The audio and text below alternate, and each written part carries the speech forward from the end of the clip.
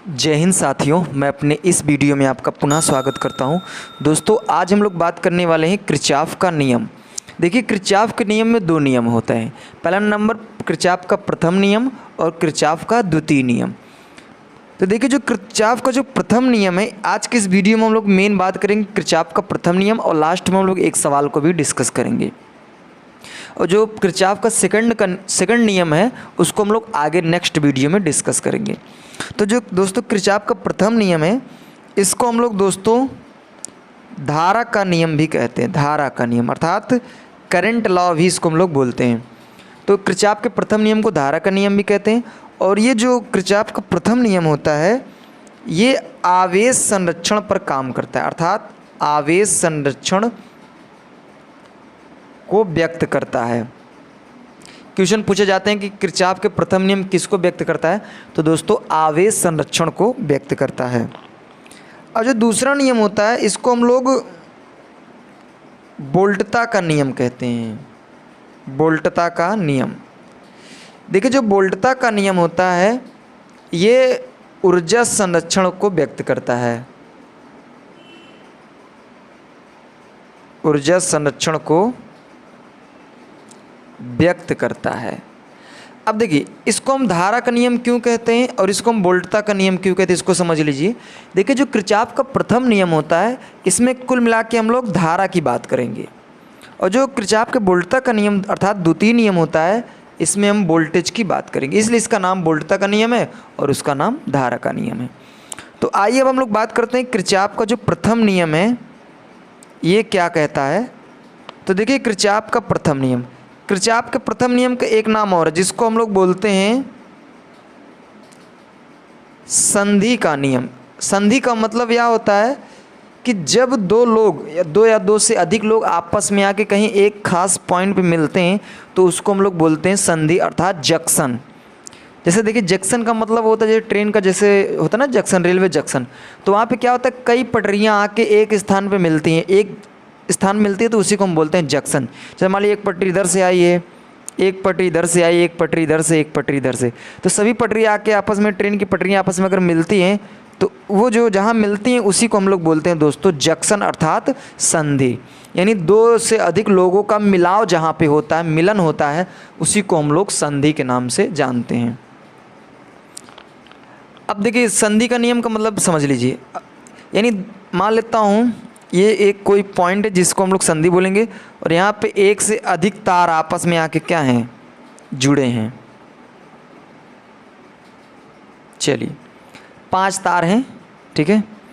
मान लेता हूँ इस तार से करंट I1 आ रही है, इस तार से करंट I2 आ रही है, इधर से करंट I3 जा रही है, इधर से करंट I4 जा रही है, और इधर से करंट I5 आ रही है। देखिए, तो किरचॉफ का प्रथम नियम ये कहता है कि किसी संधि की ओर आने वाली धाराओं का योग और संधि से दूर जाने वाली धाराओं का योग आपस में बराबर होता है। या फिर ये कह सकते हैं कि किसी संधि में आने वाली धाराओं का योग तथा संधि से दूर जाने वाली धाराओं का बीजगणितीय योग शून्य होता है।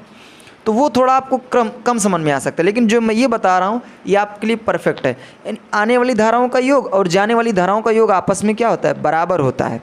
तो देखिए, आने वाले कितने लोग हैं, तो 1 2 3 लोग हैं आने वाले, तो इनका योग करिए I1 I2 I5। अब देखिए, जाने वाले कौन कौन है, तो जाने वाले में ये 2 लोग हैं, तो ये दोनों का योग I3 और I4। तो कहने का मतलब समझिए परिभाषा क्या है।